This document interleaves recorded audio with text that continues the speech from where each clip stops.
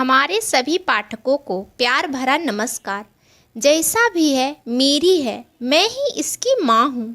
अमित, यह काम मुझसे नहीं होगा। प्लीज़ मुझ पर दबाव मत डालो। निशा, प्लीज़ समझने की कोशिश करो। इसमें कोई बुराई नहीं है। आजकल यह तो आम बात है और इस छोटे से काम के बदले में हमारा पूरा जीवन आराम से गुजरेगा। अपना खुद का घर लेना सिर्फ मेरा ही नहीं, तुम्हारा भी तो सपना है ना। सपना जरूर है, पर उसके लिए छी, यह मुझसे नहीं होगा। मुझसे ऐसे उम्मीद ना रखना। निशा, दूसरे पहलू से देखा जाए तो यह एक नेक काम है। एक निसंतान स्त्री को औलाद का सुख देना, खुशी देना क्या अच्छा काम नहीं है? अमित, मैं कोई अनपढ़ गंवार औरत नहीं हूँ। मुझे ज़्यादा समझाने की कोई आवश्यकता नहीं। हाँ निशा, तुम कोई गंवार स्त्री नहीं हो, 21वीं सदी की पढ़ी हुई मॉडर्न स्त्री हो। अपना भला बुरा खुद समझ सकती हो, इसलिए तो मैं तुमसे यह उम्मीद रखता हूँ। आखिर उसमें बुरा ही क्या है? यह सब फालतू बहस है अमित। मैं कभी इस बात से सहमत नहीं होने वाली हूँ। निशा, तुम अच्छी तरह जानती हो, इस नौकरी में हम कभी अपना घर खरीदने की सोच भी नहीं सकते। पूरा जीवन हमें किराए के मकान में ही रहना होगा, और कल जब अपने बच्चे होंगे तो उनकी भी तो बिना पैसे हम कैसा भविष्य दे पाएंगे? यह भी सोचा है कभी? समय समय की बात है अमित। वक्त सब कुछ सिखा देता है। लेकिन निशा, जब रास्ता सामने है तो उस पर चलने के लिए तुम क्यों तैयार नहीं? आखिर ऐसा करने में कौन सा आसमान टूट पड़ेगा? तुम्हें मेरे बॉस के साथ सोना थोड़े ही है, लेकिन फिर भी 9 महीने तक एक पराये मर्द का बीज अपनी कोख में रखना तो पड़ेगा ना। नहीं नहीं, तुम ऐसा सोच भी कैसे सकते हो? कभी ना कभी तुमको बच्चे को 9 महीने अपनी कोख में रखना तो ही है ना। यह एक अलग बात है, वह बच्चा मेरे पति का होगा, जिसके साथ मैंने जीने मरने की ठान रखी है। जिसके बच्चे को पालना मेरा सपना होगा, मेरा गौरव होगा। यह भी तुम्हारा गौरव ही कहलाएगा। किसी को पता भी नहीं चलेगा, लेकिन मुझे तो पता है ना। नहीं अमित, मुझसे यह नहीं होगा। पिछले 1 हफ्ते से घर में यही एक बात हो रही थी। अमित निशा को समझाने की कोशिश करता था, लेकिन निशा तैयार नहीं हो रही थी। बात कुछ ऐसी थी, मेडिकल रिपोर्ट के मुताबिक अमित के बॉस की पत्नी को बच्चा नहीं हो सकता था। साहब ने एक बार अमित की पत्नी निशा को देखा था। साहब को सरोगेट मदर के लिए वह एकदम योग्य लगी थी, इसलिए उन्होंने अमित के सामने एक प्रस्ताव रखा। यूँ तो अस्पताल में किसी साधारण औरत को सरोगेट करने के लिए तैयार थे, पर साहब को लगा था कि उन औरतों में बीमारियां भी हो सकती है और वे बच्चे को गर्भ में सही देखभाल न करेगी। प्रस्ताव के मुताबिक अगर निशा सरोगेट मदर बनकर उन्हें बच्चा देती है तो वे अमित को एक बढ़िया फ्लैट देंगे और साथ ही उसको प्रमोशन भी मिलेगा। बस इसी लालच में अमित निशा के पीछे पड़ा था और निशा को कैसे भी करके मनाना था। यह काम अमित पिछले 1 हफ्ते से कर रहा था, लेकिन इस बात के लिए निशा को मनाना आसान नहीं था। अमित कुछ भी करके अपना सपना पूरा करना चाहता था, लेकिन निशा मानने को तैयार ही नहीं थी। निशा, इतनी छोटी सी काम ही तो है, फिर भी तुम क्यों समझ नहीं रही हो? अमित, छोटी बात तुम्हारे लिए होगी, मेरे लिए, किसी भी औरत के लिए यह छोटी बात नहीं है। पराये मर्द का बच्चा अपनी कोख में रखना, 9 महीने तक उसे झेलना कोई आसान बात नहीं है। मातृत्व का जो आनंद उस अवस्था में स्त्री को होता है, वह इसमें कहाँ। अपने बच्चे का सपना देखना, उसकी कल्पना करना, अपने भीतर एक रोमांच का एहसास करना, जिसके बलबूते पर स्त्री प्रसूति की पीड़ा हंसते हंसते झेल सकती है, यह सब इसमें कहाँ संभव है? अमित, एक स्त्री की भावनाओं को आप लोग कभी नहीं समझ सकते, और मुझे कुछ समझाना भी नहीं है। अमित थोड़ा झुल्ला गया। फालतू में छोटी बात को इतना बड़ा स्वरूप तुम दे रखा है। यह सब मानसिक दकियानुसी बातें हैं, और फिर जीवन में कुछ पाने के लिए थोड़ा बहुत खोना भी पड़ता है ना। यहाँ तो सिर्फ तुम्हारी मानसिक भावना है, जिसे अगर तुम चाहो तो बदल भी सकती हो। बाकी सब बातें, सब विचार छोड़ दो। सिर्फ और सिर्फ अपने आने वाले सुनहरे भविष्य के बारे में सोचो, अपने घर के बारे में सोचो। यही सोचो कि कल जब हमारे खुद के बच्चे होंगे तब हम उनका पालन पोषण अच्छे से कर पाएंगे। और कुछ नहीं तो अपने बच्चे के बारे में सोचो, अपने बच्चे के लिए माँ क्या क्या नहीं करती है। अमित साम दाम दंड भेद कोई भी तरीका छोड़ना नहीं चाहता था। आखिर ना चाहते हुए भी निशा को पति की बात पर सहमत होना पड़ा। अमित की खुशी का ठिकाना ना रहा। अब बहुत जल्द सब सपने पूरे होने वाले थे। अब शुरू हुए डॉक्टर के चक्कर, रोज रोज अलग टेस्ट। आखिर 2 महीने की मेहनत के बाद तीसरी बार में साहब के बीज को निशा के गर्भाशय में स्थापित किए जाने में कामयाबी मिल गई। आईवीएफ के तीसरे प्रयास में आखिर सफलता मिली। निशा अब प्रेग्नेंट हुई। साहब और उनकी पत्नी ने निशा को धन्यवाद दिया। निशा को डॉक्टर की हर सूचना का पालन करना था। 9 महीने तक अपना ठीक से ख्याल रखना था। निशा के उदर में शिशु का विकास ठीक से हो रहा था। यह देखकर सब खुश थे, लेकिन निशा खुश नहीं थी। रह रहकर उसे लगता था कि उसके भीतर किसी और का बीज पनप रहा है।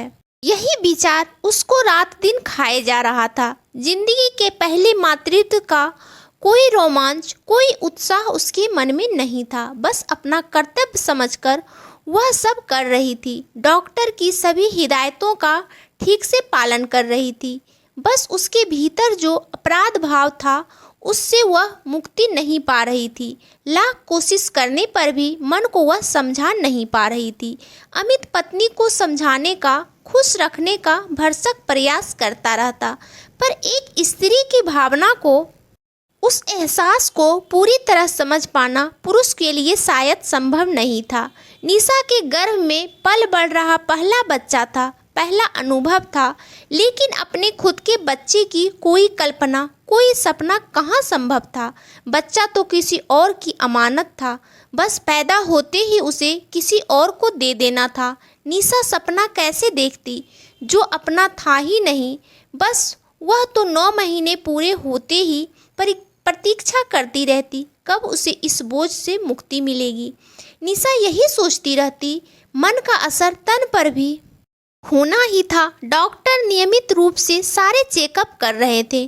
कुछ ज़्यादा कॉम्प्लिकेशंस नहीं थे, यह अच्छी बात थी। साहब और उनकी पत्नी भी निशा का अच्छे से ख्याल रखते, जिससे आने वाला बच्चा स्वस्थ रहे। लेकिन भाभी के गर्भ में क्या छिपा है कौन जान सकता है। होनी के गर्भ से कब किसी पल का प्रसव होगा कोई नहीं जान सकता है। निशा और अमित का पूरा परिवार खुश था। किसी को सच्चाई कहाँ मालूम थी। 7वें महीने में बकायदा निशा की गोद भराई भी हुई, जिस दिन की कोई भी स्त्री उत्साह के साथ प्रतीक्षा करती है। उस दिन भी निशा खुश नहीं हो पा रही थी। अपने स्वजनों को वह कितना बड़ा धोखा दे रही थी, यही सोच सोचकर उसकी आंखें छलक जाती थी। गोद भराई की रस्म बहुत अच्छे से हुई। साहब और उनकी पत्नी ने उसी दिन नए फ्लैट की चाबी अमित के हाथ में थमाई। अमित की खुशी का तो पूछना ही क्या। अमित पत्नी को मनोस्थिति नहीं समझता था, ऐसा नहीं था। उसने सोचा था बस 2 ही महीने निकलने हैं, फिर वह निशा को लेकर कहीं घूमने जाएगा और निशा धीरे धीरे सब भूल जाएगी, फिर से वह नॉर्मल हो जाएगी। अमित फ्लैट देखकर खुशी से उछल पड़ा था। उसकी कल्पना से भी ज़्यादा सुंदर था यह फ्लैट। बराबर कहने पर भी निशा फ्लैट देखने नहीं गई थी। बस मन ही मन हो रहा था उस मकान की उसने बहुत बड़ी कीमत चुकाई है, ऐसा उसको प्रतीत हो रहा था। बस जैसे तैसे 2 महीने निकल जाए और वह इन सब से मुक्त हो जाए। नियति एक स्त्री की भावनाओं के साथ यह खेल खेल रही थी, यही ख्याल उसके दिमाग में आता रहता था। इसी बीच अमित का प्रमोशन भी हो चुका था। साहब ने अपना वादा पूरी ईमानदारी से निभाया था, लेकिन 8वां महीना शुरू होते ही निशा का स्वास्थ्य बिगड़ा। उसको अस्पताल में भर्ती होना पड़ा और वहाँ निशा ने एक बच्ची को जन्म दिया। बच्ची 9 महीना पूरा होने से पहले ही आ गई थी, इसलिए बहुत कमज़ोर थी। बड़े बड़े डॉक्टरों की फौज साहब ने खड़ी कर दी थी। बच्ची की स्थिति धीरे धीरे ठीक हो रही थी। अब खतरा टल गया था। अब साहब ने बच्ची मानसिक रूप से नॉर्मल है या नहीं उसका चेकअप करवाया। तभी पता चला कि बच्ची शारीरिक रूप से तो नॉर्मल है, लेकिन मानसिक रूप से ठीक नहीं है। उसके दिमाग की पूरी तरह से ठीक होने की कोई संभावना नहीं है। यह सुनते ही साहब और उनकी पत्नी के होश उड़ गए। वे लोग ऐसी बच्ची के लिए तैयार नहीं थे। साहब ने अमित को एक और बुलाया और कहा कि बच्ची को उसे जो भी करना है कर सकता है। ऐसी बच्ची को वे स्वीकार नहीं कर सकते। अगर उसको भी ऐसी बच्ची नहीं चाहिए तो वह उसे किसी अनाथ आश्रम में छोड़ आए। हाँ, जो फ्लैट उन्होंने उसे दिया है वह उसी का रहेगा। वे उस फ्लैट को वापस मांगने वाले नहीं हैं। अमित को कुछ समझ नहीं आ रहा था कि उसे क्या करना चाहिए। साहब और उनकी पत्नी तो अपनी बात बताकर चले गए। अमित सन्न होकर खड़ा ही रह गया। निशा को जब पूरी बात पता चली तब एक पल के लिए वह भी हैरान हो गई। उसे कुछ समझ नहीं आ रहा था कि अब वह क्या करे। तभी नर्स आकर बच्ची को निशा के हाथ में थमा गई। बच्ची को भूख लगी थी, उसे फीड करना था। बच्ची का मासूम स्पर्श निशा के भीतर को छू गया। आखिर अपने ही शरीर का एक भिन्न हिस्सा थी बच्ची। उसी के उदर से उसने जन्म लिया था। यह निशा कैसे भूल सकती थी। बाकी सब कुछ भूलकर निशा ने बच्ची को अपनी छाती से लगा लिया। सोई हुई ममता जाग उठी। दूसरे दिन अमित ने निशा के पास से बच्ची को लेना चाहा और कहा साहब उसे अनाथ आश्रम में छोड़ आएंगे और वहाँ उसकी अच्छी देखभाल का बंदोबस्त भी करेंगे। मुझे भी यही ठीक लगता है। सॉरी अमित, यह मेरी बच्ची है, मैंने इसे जन्म दिया है, यह कोई अनाथ नहीं है। निशा ने दृढ़ता से जवाब दिया। पर निशा, पर वर कुछ नहीं अमित, पर निशा यह बच्ची मेंटली रिटायर्ड है, इसको हम कैसे पालेंगे। जैसी भी है मेरी है, मैं ही इसकी माँ हूँ। अगर हमारी बच्ची ऐसी होती तो क्या हम उसे अनाथ आश्रम में भेज देते। लेकिन निशा। सॉरी अमित, आज कोई लेकिन वेकिन नहीं। एक दिन तुम्हारी बात मैंने स्वीकारी थी, आज तुम्हारी बारी है। यह हमारे घर का चिराग बनकर आई है, हम इसका अनादर नहीं कर सकते। जन्म से पहले ही इसने हमें क्या क्या नहीं दिया है। अमित कुछ पल पत्नी की ओर, कुछ पल बच्ची की ओर देखता रहा। फिर उसने बच्ची को गोद में उठा लिया और प्यार करने लगा। निशा, हम इसका नाम क्या रखेंगे। निशा बहुत लंबे समय के बाद मुस्कुरा रही थी। तो दोस्तों, क्या निशा ने सही किया या गलत, हमें कमेंट करके ज़रूर बताएं।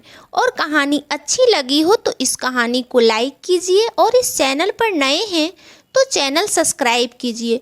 और आप सब अपने जीवन में खुश रहिए। इसी तरह अच्छी अच्छी शिक्षाप्रद कहानी पढ़ते रहिए। धन्यवाद दोस्तों।